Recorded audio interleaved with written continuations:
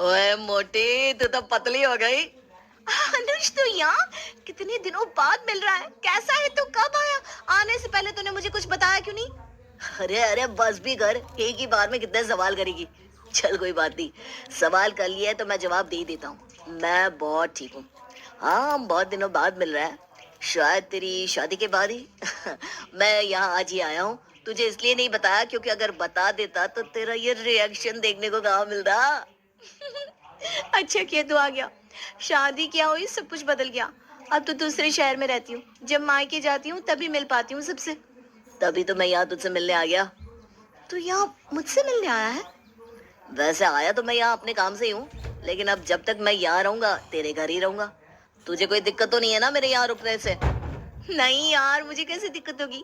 मैं तो बल्कि बहुत खुश हूँ कि तू अब कुछ दिन यहाँ मेरे साथ रहेगा। बहू, मैं भी यहाँ पर हूँ। दिखाई नहीं दे रहा है क्या? और कौन है ये? माँ जी, ये मेरे मायके का घर है ना, वहीं पड़ोस में रहता था। हम दोनों बचपन के दोस्त हैं। इतने दिनों बाद मिली हूँ तो मैं तो भूल ही गई सब कुछ। अच्छा, तो ये तेरे मायके का दोस्त है? जी माँ जी। वैसे माँ जी, आपको तो कोई परेशानी नहीं है ना अगर अनुज यहाँ कुछ दिन रहे? वैसे दीपक अनुज के बारे में जानते हैं और बात भी करते रहते हैं ये दोनों आपस में। अरे नहीं नहीं बहू, भला मुझे क्यों दिक्कत होगी? और जब तेरे पति को सब पता ही है तो मैं क्यों ही कुछ बोलूं? अच्छा बहू, तेरे मायके का दोस्त तो कब से यहाँ आया हुआ है? तुझे अपने दोस्त को चाय पानी नहीं पिलाना क्या? या फिर बस बातों से ही पेट भरेगी? अरे हाँ, अनुज तुम यहीं रुको, मैं अब भी तुम्हारे लिए चाय पानी लाती हूँ। ठीक है, तब तक मैं भी फ्रेश हो जाता हूँ, फिर हम दोनों मिलकर बहुत सारी बातें करेंगे। फिर मुझे तुम्हें कुछ बताना भी है। प्रीति चाय बनाने लग जाती है। बाद में अनुज और प्रीति काफी बातें करते हैं। रात का खाना सब लोग खाते हैं। फिर रेखा दीपक अपने कमरे में सोने चले जाते हैं और प्रीति और अनुज सोफे पर बातें करने लगते हैं। तुझे पता है, मैं ना बहुत खुश हूँ अपनी शादीशुदा जिंदगी में। लेकिन वो दिन भी ना बहुत याद आते हैं जब किसी चीज की कोई टेंशन नहीं थी, जब मन करे कहीं भी चले जाते थे। ये तो बिल्कुल सही कहा। अब तो मेरी भी शादी होने वाली है, इसलिए सही नौकरी मिल जाए यही देख रहा हूँ। होमवर्क की टेंशन लेते लेते कब बड़े हो गए पता ही नहीं चला ना। अनुज और प्रीति काफी बातें करते हैं और बात करते करते उन्हें समय का पता ही नहीं चलता। रात के 1 बजे रेखा की आंख खुलती है और उसे बात करने की आवाज आती है। ये इतनी रात को कौन बात कर रहा है? कहीं घर में चोर तो नहीं आ गए? रेखा अपने कमरे से बाहर निकलती है तो देखती है कि उसकी बहू अपने मायके के दोस्त के साथ बातें कर रही है। ये देखकर रेखा को काफी चिढ़ होती है। ये जब से बहू के मायके का दोस्त आया है तब से तो बहू को किसी चीज का कोई होश ही नहीं है। उसी में घुसी रहती है। इतनी रात हो रही है, ये नहीं कि अपने पति की सेवा करे, नहीं बस अपने मायके के दोस्त से बातें करनी है इसे। रेखा को बिल्कुल भी अच्छा नहीं लग रहा था बहू को अपने मायके के दोस्त के साथ बातें करते हुए देखकर। वो तुरंत बाहर आती है और कहती है, बहू, कुछ ज्यादा ही जरूरी बातें हो रही है क्या? हैं? कहीं मैंने तुम दोनों को डिस्टर्ब तो नहीं किया? नहीं नहीं माँ जी, वो तो हम पुरानी बातों को याद कर रहे थे। आपने हमें बिल्कुल डिस्टर्ब नहीं किया। वैसे माँ जी, आप सोई नहीं अब तक? कुछ चाहिए था क्या? चलो अच्छा हुआ मैंने डिस्टर्ब नहीं किया, लेकिन तुम दोनों ने जरूर डिस्टर्ब कर दिया है। अरे रात के 1 बजे है और तुम दोनों की बातें ही खत्म नहीं हो रही। ऐसी भी कौन सी जरूरी बातें हो रही है? हैं? सोना नहीं है क्या? या फिर ऐसे ही बातें करते रहना है? क्या 1 बज गया? हमारे साथ ना ऐसा ही होता है। हम जब भी बातें करने बैठते हैं टाइम का पता ही नहीं चलता। अब भी देखो 1 बज गया और पता भी नहीं चला। लेकिन अब तो पता चल गया ना, तो मेहरबानी करके सो जाओ। जी माँ जी, अभी सो जाते हैं। रेखा के बोलने के बाद दोनों सोने चले जाते हैं। ऐसे ही दिन निकल रहे थे। अनुज और प्रीति को आपस में हर वक्त बातें करते हुए देखकर रेखा का खून जलता रहता। एक दिन रेखा अनुज से कहती है, और बताओ, बहू के मायके वाले दोस्त, काम ठीक चल रहा है? जी आंटी जी, सब ठीक है। वैसे काफी दिन हो गए ना तुम्हें यहाँ आए हुए। जाने का कब का प्लान है? मेरा मतलब है कि टिकट करवा ली होगी ना वापसी की। कब की है टिकट? नहीं आंटी जी, टिकट नहीं करवाई।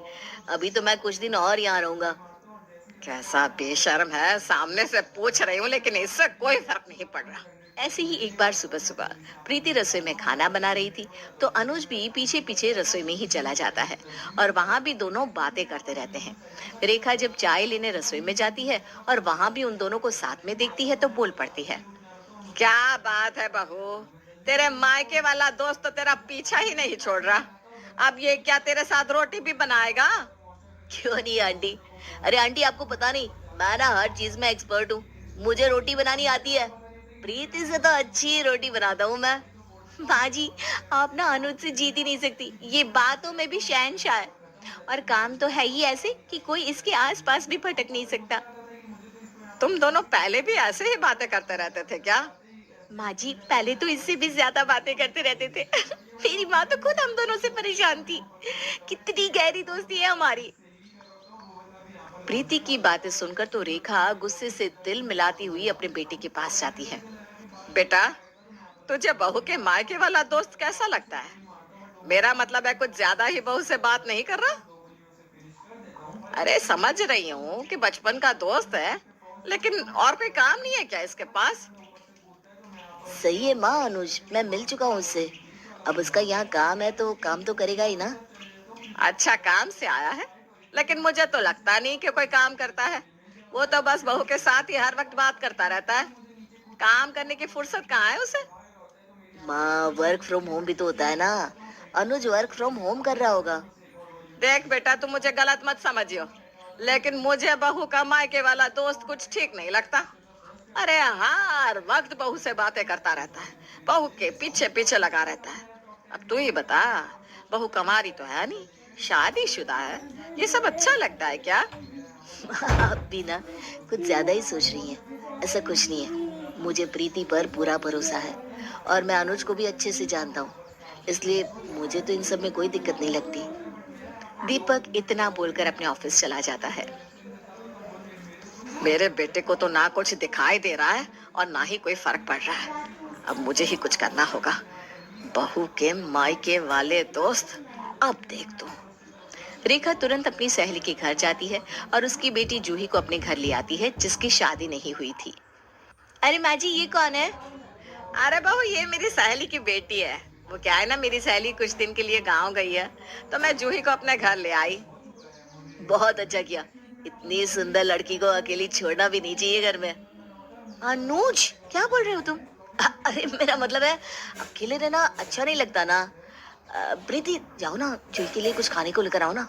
तब तक मैं जूही को कंपनी देता हूँ। अनुज, क्या है ये? लड़की देखी नहीं कि नीयत फिसली। तुम इस लड़की के लिए अपनी बेस्ट फ्रेंड से काम करवाओगे, मुझे इग्नोर करोगे? तुम बोल रहे हो क्या तुम इतनी दूर मेरे शहर मुझसे बात करने आए हो? क्या यार प्रीति, कितनी प्यारी लड़की है जूही, और तो और सिंगल भी है। तुम अब अपनी टांग मत अड़ाओ ना यार। वैसे काफी अच्छी दिखती हो। आप भी काफी अच्छी लगती हो।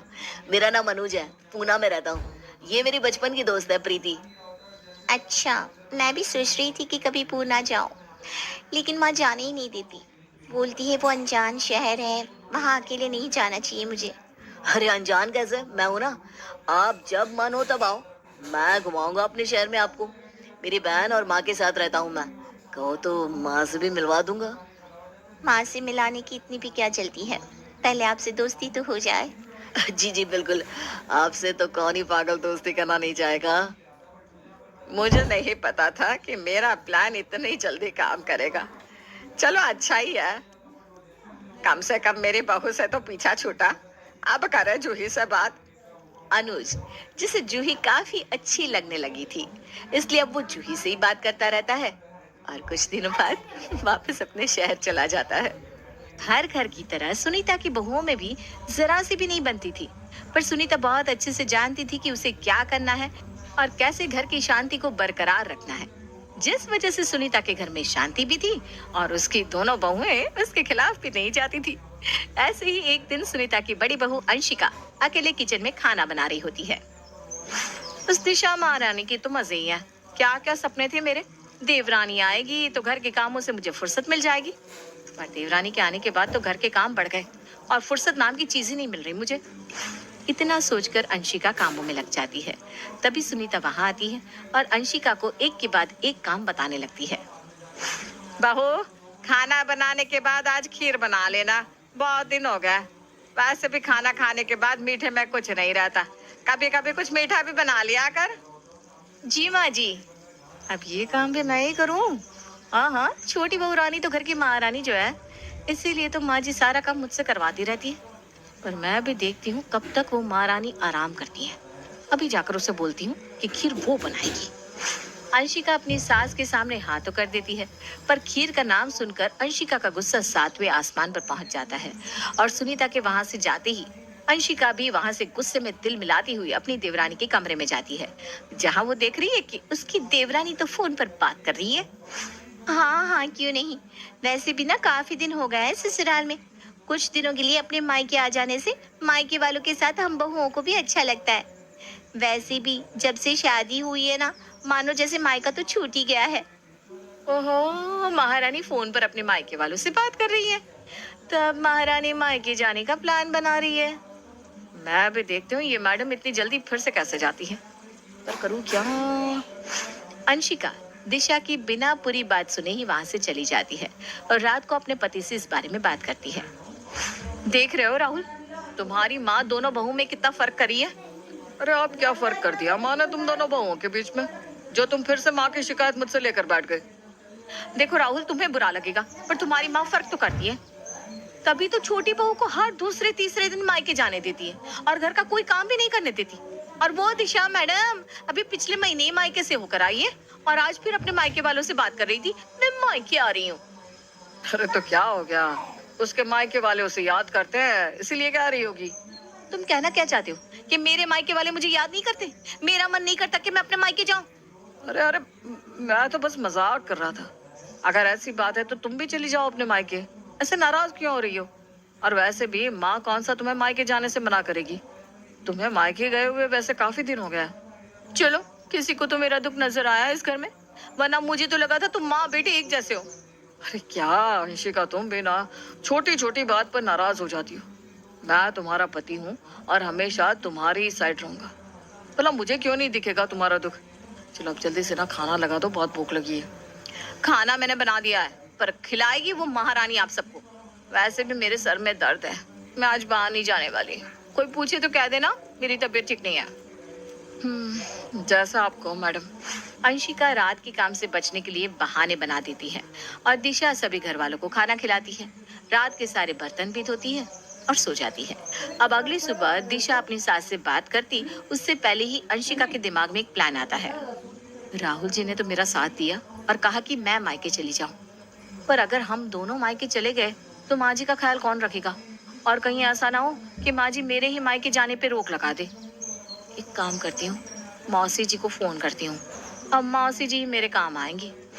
अब क्या था, अब बिना कोई देरी करे अंशिका अपनी मौसी सास को फोन करती है और उनसे कहती है, मौसी जी कैसी हैं आप? अरे अंशिका बहू, मैं तो बिल्कुल ठीक हूँ, पर आज तूने मुझे कैसे याद कर लिया? अरे आप है ही इतनी अच्छी तो आप तो याद आएंगी ही। और आपको क्या पता, कुछ दिन से ना माँ जी का जरा भी मन नहीं लग रहा है, आपको बहुत याद कर रही है। पर आपको देखकर लगता है कि आपको माँ जी की जरा भी याद नहीं आती। हाय हाय बहू, ऐसा क्यों कह रही है तू? तो जानती है ना मैं अपनी जीजी से कितना प्यार करती हूँ। अगर इतना ही प्यार है माँ जी से तो आप उनसे बात क्यों नहीं करती, मिलने क्यों नहीं आ रही? कितना समय हो गया आपको आए हुए यहाँ, आप देवर जी की शादी में ही आई थी। पता है कल आपको माँ जी कितना याद कर रही थी। अगर कुछ दिनों के लिए आप यहाँ आ जाती तो बहुत अच्छा होता। क्या करूँ अंशिका बहू, घर के कामों से फुर्सत नहीं मिलती। मेरी बहू नहीं है ना, तो मुझे अकेले ही सब देखना पड़ता है। पर मेरी जीजी मुझे इतना याद कर रही थी, मैं नहीं जानती थी। अब मैं ना कल ही आ रही हूँ, बता देना जीजी को। जी मौसी जी क्या नहीं, पर मौसी जी आप ना माँ जी को मत बताना कि मैंने आपको बताया था कि माँ जी आपको याद कर रही है। आप उन्हें सरप्राइज देना। हाँ हाँ बहू, मैं किसी को नहीं बताऊंगी इस बारे में, तो बेफिक्र रह। अब आएगा मजा।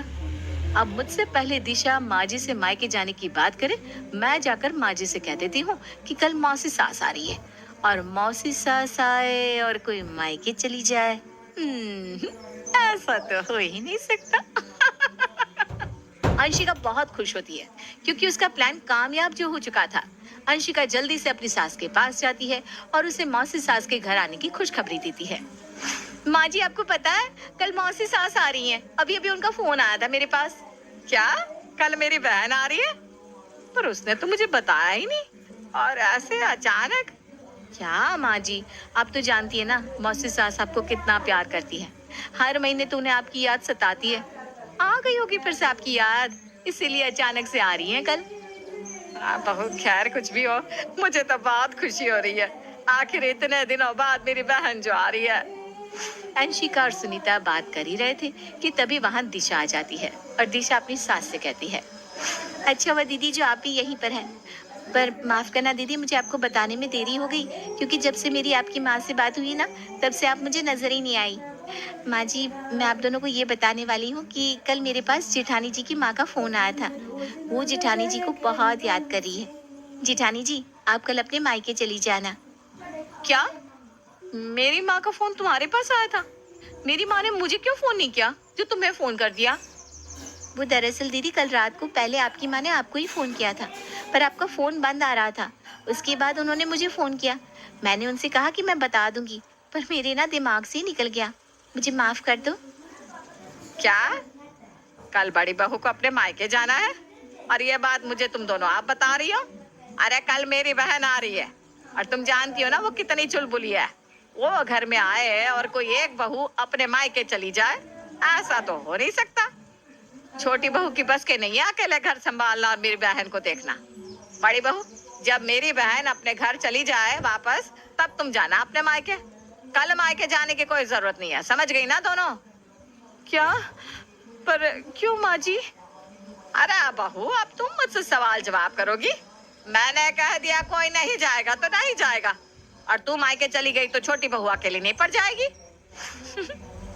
सुनीता अपना फैसला सुनाकर वहां से चली जाती है, जिसके बाद अंशिका अपना सर पकड़कर बैठ जाती है और मन ही मन खुद को कोसने लगती है। ये क्या किया मैंने? कल मुझे दिशा की पूरी बात सुननी चाहिए थी।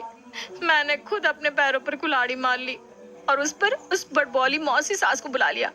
अब वो कल मुझे एक पैर पर नचाएगी। हाय मेरी फूटी किस्मत। क्या हुआ दीदी, आप इसे सर पकड़कर क्यों बैठ गई? आप कल मायके नहीं जा पा रही है इसलिए दुखी है ना?